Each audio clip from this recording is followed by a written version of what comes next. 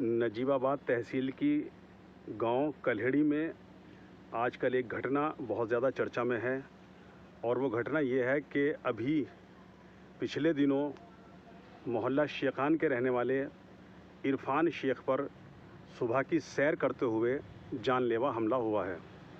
उस वक्त सुबह के 5:27 हो रहे थे और ये जो हम आपको शीशम का पेड़ दिखा रहे हैं, इस शीशम के पेड़ के पास जब वो सुबह की सैर करते हुए गांव की तरफ से इधर फ्लाईओवर की तरफ आए तो इस शीशम के पेड़ के पास पीछे से आए हुए एक नकाबपोश ने, जिसके हाथ में लाठी थी, उसने बहुत ही ज़ोर से इरफान शेख के सिर पर लाठी मारी।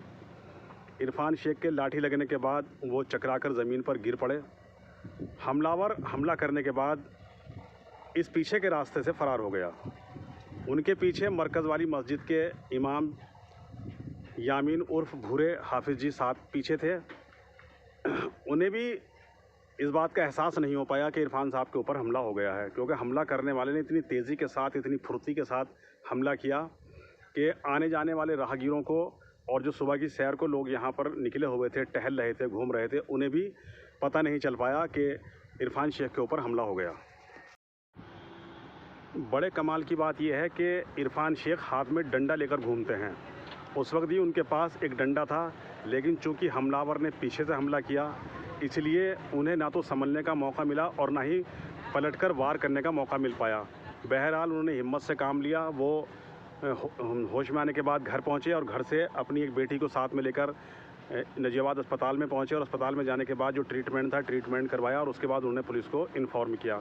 पुलिस इस घटना की तफ्तीश कर रही है। यहाँ के आसपास के जितने कैमरे हैं, सारे कैमरों को खंगाला जा चुका है। पुलिस अपने तरीके से सुराग रसानी में लगी हुई है, लेकिन अभी तक ये मामला क्लियर नहीं हो पाया है। ये चीज़ क्लियर नहीं हो पाई है, पता नहीं चल पाया है कि इरफान शेख के ऊपर हमला करने वाला कौन था। ये मामला बहुत ज़्यादा चर्चा में है और ख़ास तौर से जो सुबह के लोग सैर को निकलते हैं, उनमें भी डर और खौफ बैठा हुआ है, क्योंकि पता नहीं ये कौन है जो नकाब पहनकर, मुंह ढककर, हिजाब लगाकर आया था और हमला करके चला गया।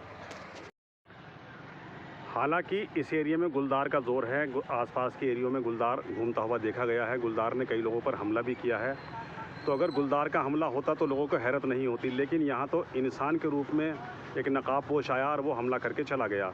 ऐसा माना जाता है पूरी बस्ती के अंदर कि इरफान शेख बहुत अच्छे आदमी हैं, मिलनसार हैं, उनका किसी से कोई झगड़ा नहीं है, लेकिन इसके बावजूद भी इस तरह का उनके ऊपर हमला होना तशवीश का बाइस है। लोगों में चर्चा का विषय बना हुआ है कि एक ऐसे इंसान के ऊपर हमला किया गया है जो किसी से लड़ाई झगड़ा नहीं करता, किसी से उसकी कोई मुखालफत नहीं है।